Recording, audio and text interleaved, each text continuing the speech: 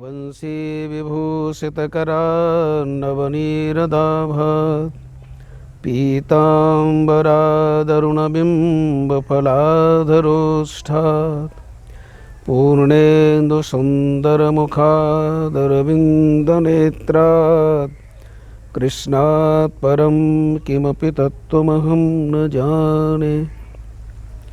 मत्तः परतरं नान्यत् किञ्चिदस्ति धनञ्जय। मयि सर्वमिदं पुत्रं श्रोत्रे मणिगणा इव।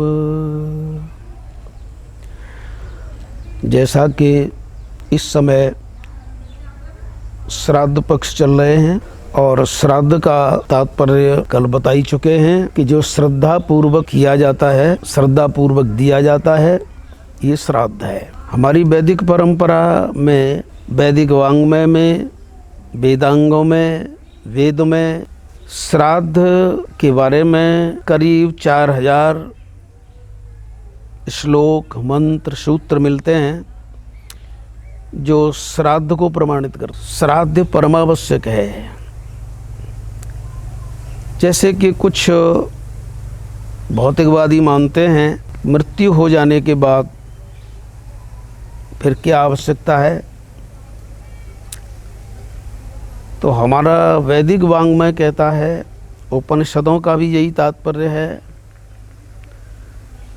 कि ये जो पंचभूतों का प्रत्यक्ष स्थूल शरीर दिखाई देता है, इसके अतिरिक्त इसका जो अभिमानी है जीव, वह सूक्ष्म है। स्थूल शरीर का अभिमानी जीव सूक्ष्म है। प्रत्यक्ष पंचभूतों से युक्त होकर जब यह प्रकट होता है तो ये इसका जन्म है, और जब पंचभूतों से यह व्यक्त हो जाता है तो ये मृत्यु है। जीव के अपने कर्मों के अनुसार मरने के बाद उसकी दो गति हैं, जिनका के सभी शास्त्र एक स्वर से प्रमाण देते हैं। शुक्ल कृष्णे गति हेते जगतः शाश्वते मते।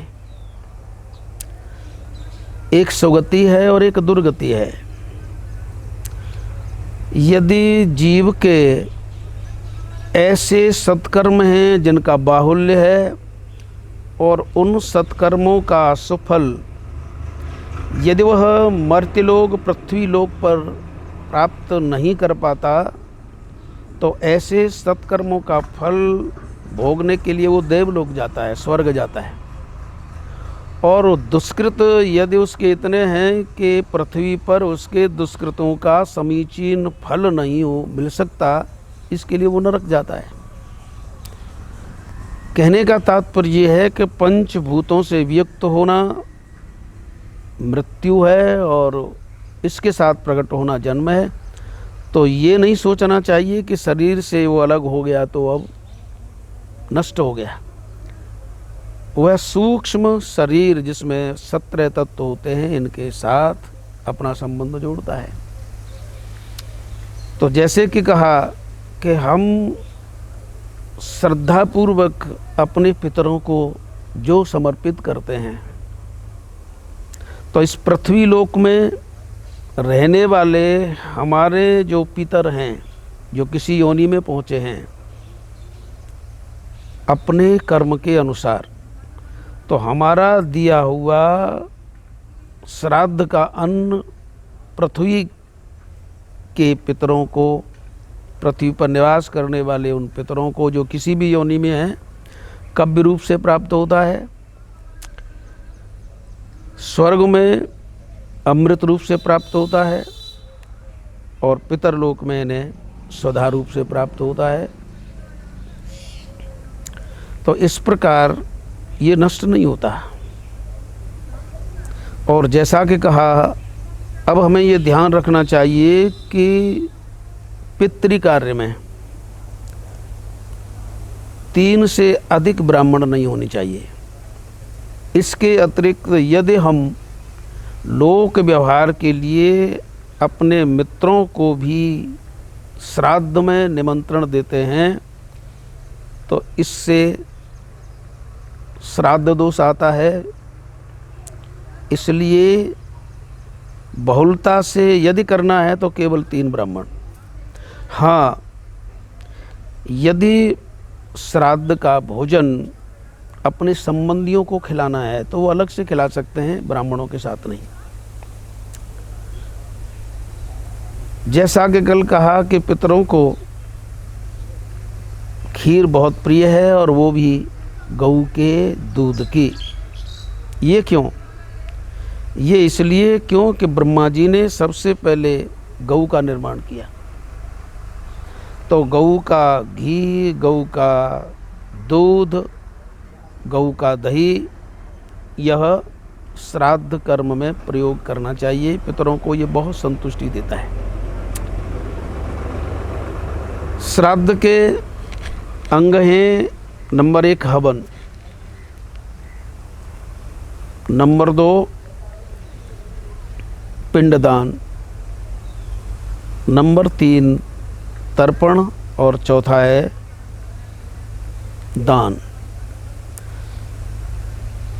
विशेष रूप से हमें यह ध्यान रखना चाहिए कि श्राद्ध में हमें किन वस्तुओं का प्रयोग करना है। दूध गऊ का, लेकिन दाल मसूर की प्रयोग नहीं करनी है, गाजर प्रयोग नहीं करनी है, सलजम प्रयोग नहीं करनी है, काला नमक प्रयोग नहीं करना है, काला जीरा प्रयोग नहीं करना है, लहसुन प्रयोग नहीं करना है, प्याज प्रयोग नहीं करना है। ये त्याज्य वस्तुएं हैं। पितरों को यह क्रोध प्रदान करती हैं। इन वस्तुओं का ध्यान रखा जाए कि लहसुन, प्याज, मसूर की दाल, काला जीरा ये प्रयोग न करें। और जिस भूमि पर हम श्राद्ध का अन्न प्रदान कर रहे हैं उस भूमि पर पहले हमें तिल बहुत मात्रा में बिछा देने चाहिए, क्योंकि तिल से जो पैशाचिक दोष है वो दूर होता है। तो जिस जमीन पर हमें पितरों के लिए अन्नदान करना है, सफ़ेद तिल बिछा लेने हैं। इससे पिशाचों का दोष दूर होता है। पिशाच उस अन्न को दूषित नहीं करते। थोड़ा दूर्वादल डाल देना चाहिए जिससे कि राक्षसों की दृष्टि उस पर नहीं पड़ती, राक्षसीय दोष उसमें नहीं आता। और जब हम ब्राह्मणों को भोजन खिलाएं तो ब्राह्मणों से ये पूछना नहीं चाहिए कि स्वादिष्ट बना है या कैसा है। अगली बात, यदि नमक आदि की कमी है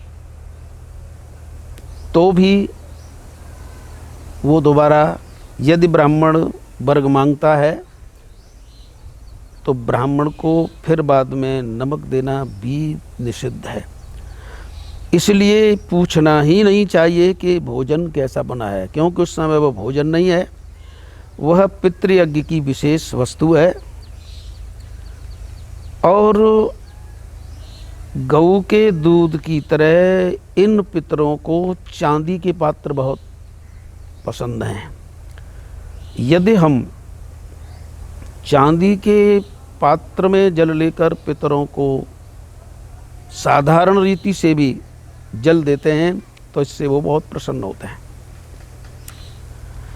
यदि हम श्राद्ध अपनी तर्जनी अंगुली में चांदी की अंगूठी करके पहन करके करें, इसका कई गुना फल मिलता है।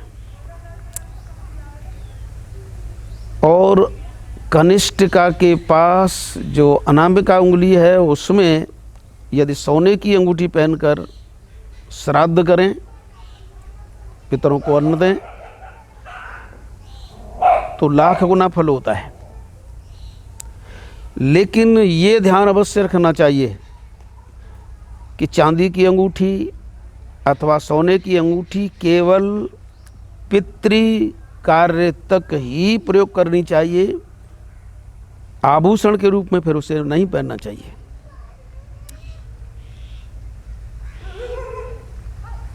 यज्ञ, ये जो पितृयज्ञ है, इसमें भोजन प्रदान करने वाला अथवा भोजन करने वाला दोनों को ही दिन में नहीं सोना चाहिए। तो श्राद्ध के दिन